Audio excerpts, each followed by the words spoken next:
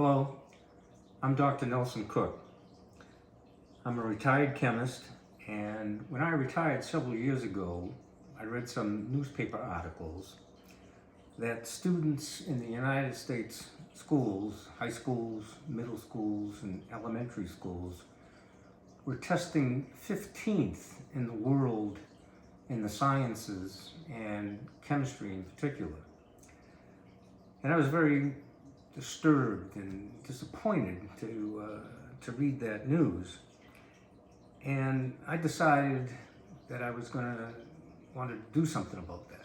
And so I thought about it for a while, and I decided I was going to develop new ways of teaching science and chemistry that would engage students, get them excited so that they want to learn science and chemistry and get better at it in our country.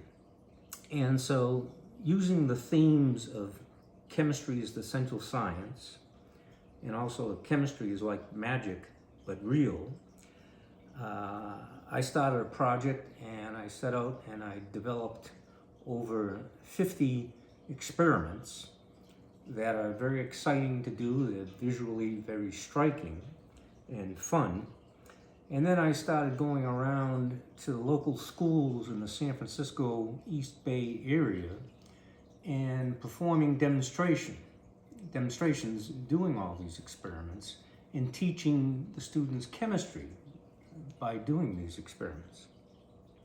And during this period of time, I received tremendous positive feedback from the students, from their teachers, from the parents, and it was just incredible. I got multiple invitations back to the schools to do more experiments with the students, and I have reached out during that period of time to well over 100 students. I've been to dozens of schools and science fairs and people's houses, parties, and other venues doing these experiments.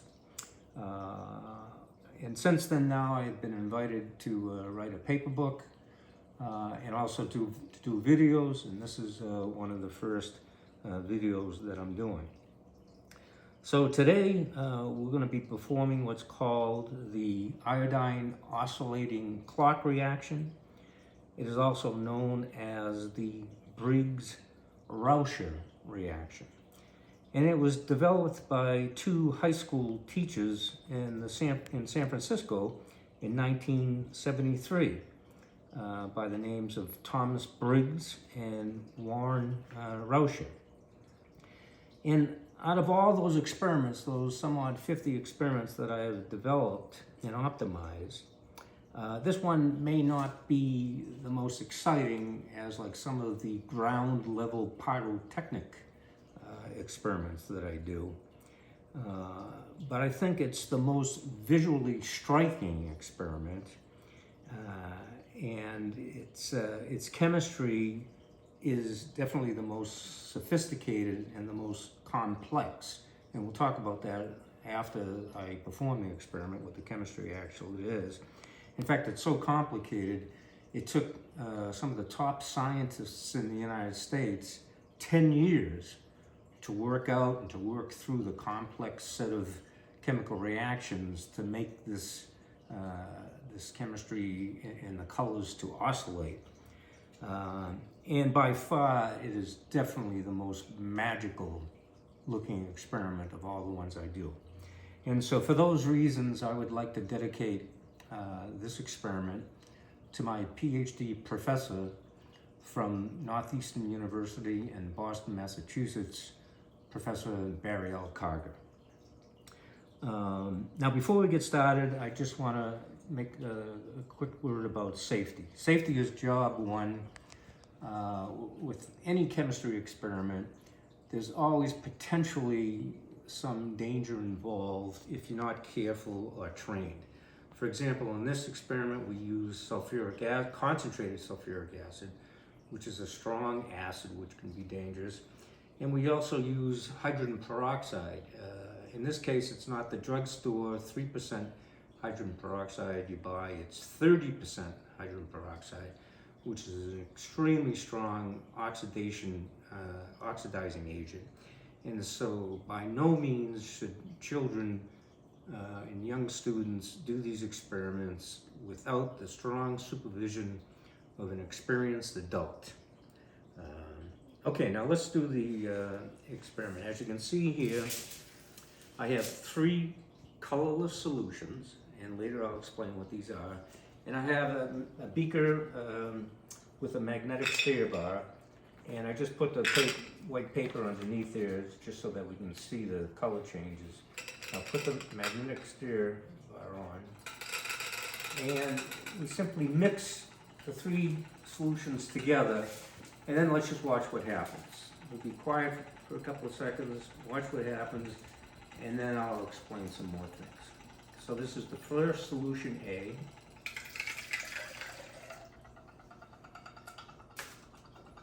The second solution B.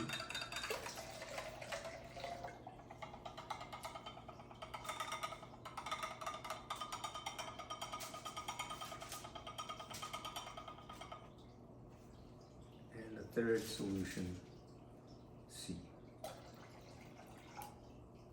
Now first it turns like this, what's called an amber color. Now you see it turns blue. It's really a dark, deep, I think pretty blue. Blue is one of my colors. Now look at that, just like magic, it turns back to amber again. And you see, I step back, now it turns back to blue again. And I'm not touching anything, I'm not doing this, it's just all by itself. Then it turns back again. And so you can see that's why it'll keep doing this. This is called an oscillating reaction. And there are not many oscillating reactions around. In fact, of all the chemical reactions of the world, and there are literally millions of them, there's only a few. There's like a dozen oscillating reactions. And so this is really magic. I forgot my magic wand. But anyways, this to me is a very magical reaction.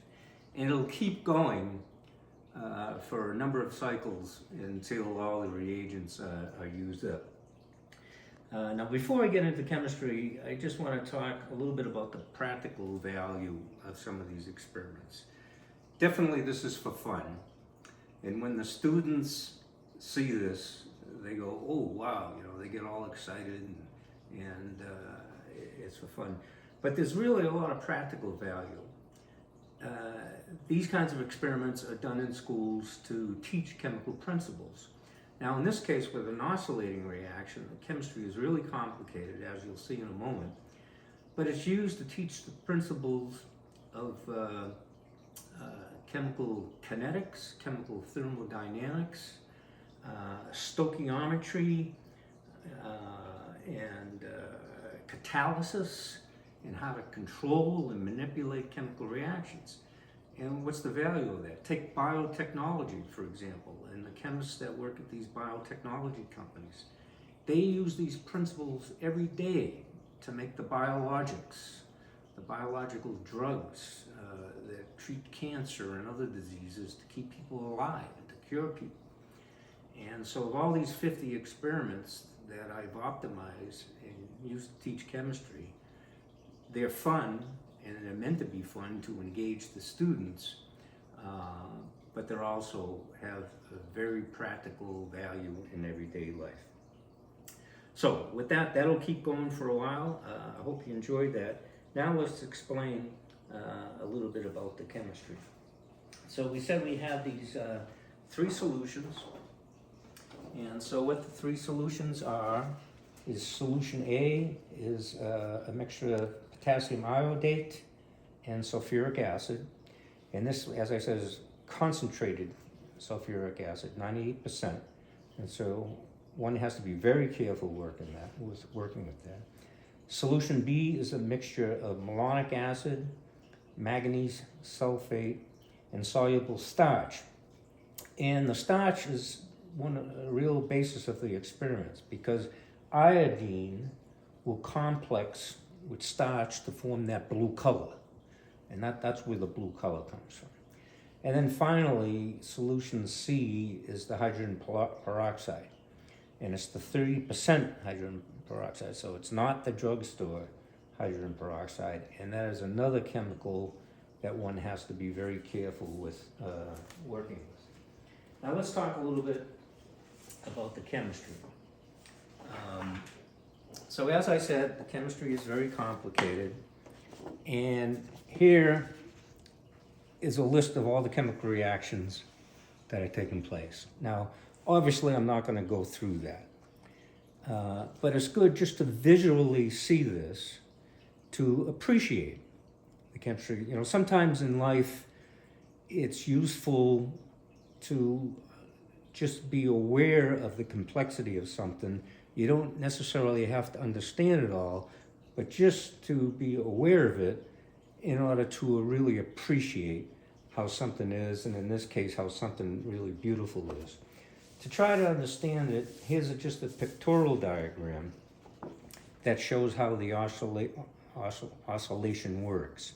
So as the reaction is proceeding, a reaction starts, and then the product of one reaction is the reactants of the next reaction.